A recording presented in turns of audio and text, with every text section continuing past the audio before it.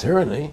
There's no question we're living in a world where the American citizen is no longer a free individual human being to do the things that they wish to do. You know, we're slaves, and it's getting worse. What do we got to do to bring these people down? In my opinion, you must shut down the Federal Reserve System.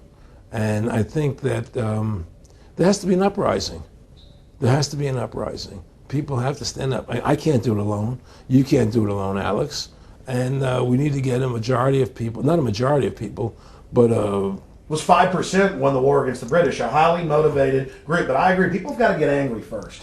I mean, not just, yeah, we know it's corrupt and that lackadaisical. We got to get pissed. People don't seem to have the courage to do what they have to do, you know? I want to say you've got a lot of courage. Well, thank you. You know, I don't know if I have a lot of courage. I just have I want to thank you for what you're doing for my family. Well, I have a sense of conscience and I have a sense of justice. You know, I get nervous about what I do, but I do it because there's no other choice. You know, I couldn't live with myself if I didn't do it, you know. But the fact of the matter is, I mean, I've ostracized myself pretty much from Hollywood. You know, people are afraid to deal with me in Hollywood a lot because of what I do and the things I say. You know, I don't go along with routines. You know, a lot of people in Hollywood know the truth. They're not willing to stand up and speak about it. You know, and I know many of them have seen my movie, you know, and they know I'm right, and they won't talk about it because everybody's afraid. Everybody's afraid because they think that this money they get, these Federal Reserve notes, are really money, and they think they have a comfortable lifestyle, and they're afraid of change. You know, they're afraid to stand up for what's right. And until people are willing to stand up and have the courage to do what they need to do, it's not going to change. And hopefully, you know, what you're doing, what I'm doing, what other people like us are doing, can affect the change that people will stand up and say, hey, I've had enough. The thing is, we have one advantage. That they need us to cooperate. See, if we don't cooperate with them, they can't win. And so they always need our cooperation to go along with their programs. So they try to sell us. Right. They try to sell us. Democracy, this majority says this, believe in this, do that. The war on terror, you know, we got to be scared. You know, they're always trying to do things to sell us so that we'll go along with them. And once we learn not to cooperate with them, then we win the game. And that's the point. Don't cooperate with them. Don't go along with the program anymore. Stop it. Join forces. You and I should run for president and vice president and take over this country and bring freedom back to this country.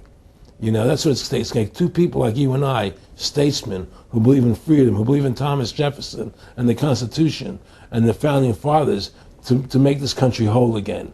Because right now it's in the grip of the evil ones, you know. And the only way to stop that is for good men to stand up. What's Edmund Burke said? Evil can only thrive when good men do nothing. Yes. Right? We got to do something. That's what it is, you know. Silence is golden, but when it comes to your freedom, it's yellow. You know, we have to stop being scared. We have to stand up and do what's necessary to take back, to stop these bankers, these elite, this government full of lies, congressmen full of liars, you know. People destroying our borders, you know, creating a government. I mean, imagine this. Here you are in America, and they're combining America, Canada, and Mexico into one country, the North American Union, and the American people don't know anything about it. It's not even in the press. They'd rather talk about Rosie O'Donnell and Donald Trump calling each other names than discussing the fact that we're merging into one country. The press doesn't even report it. Or that Paris Hilton doesn't wear underwear. Yeah, Britney Spears. But I mean, who cares? I mean, the fact of the matter happens to be that tells you how controlled the media is. Here you are combining America, Canada, and Mexico into one country, and you don't see it in the press. Unless maybe it's Lou Dobbs. You don't see it in the press.